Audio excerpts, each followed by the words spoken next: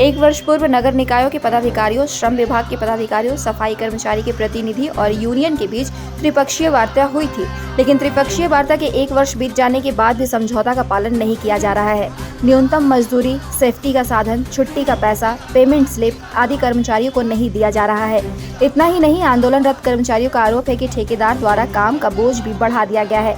5 मजदूरों की जगह पर 2 मजदूरों से काम लिया जा रहा है। आंदोलन का नेतृत्व कर रहे झारखंड असंगठित मजदूर यूनियन के सचिव रमेश मुखी ने बताया कि मजदूरों की विभिन्न मांगों को लेकर झारखंड सरकार के नगर विकास मंत्री और श्रम मंत्री को पत्राचार किया गया है, लेकिन अभी तक मांगों पर कोई निष्कर्ष नहीं निकला है। मजदूरों को अविलंब उनका हक व अधिकार दिया जाए।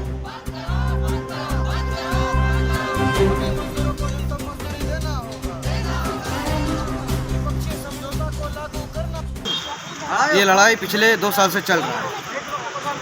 हम लोगों ने श्रम विभाग में एक चिट्ठी दिया था और मामले को उठाया था। जैसा इन मजदूरों को न्यूनतम मजदूरी, सेफ्टी का साधन, छुट्टी का पैसा, बोनस, पेमेंट स्लिप, जो भी श्रम कानून के तहत देना है, ये नहीं दिया जाता।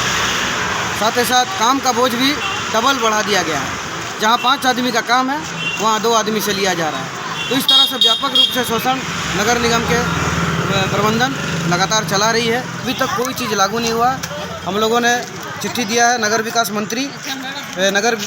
मंत्री झारखंड सरकार और श्रम मंत्री को भी चिट्ठी लिख करके इस समस्या से अवगत कराया गया है, लेकिन इसमें इस पर अभी तक कोई कार्रवाई नहीं हुआ है। इसलिए हम लोग बाध्य होकर आज हड़ताल पर चले गए हैं। तक इस पर ठोस कोई कार्रवाई या हमारे मांगों पर ठोस विचार अविलंब नहीं करती है तो हम लोग यह निरंतर हड़ताल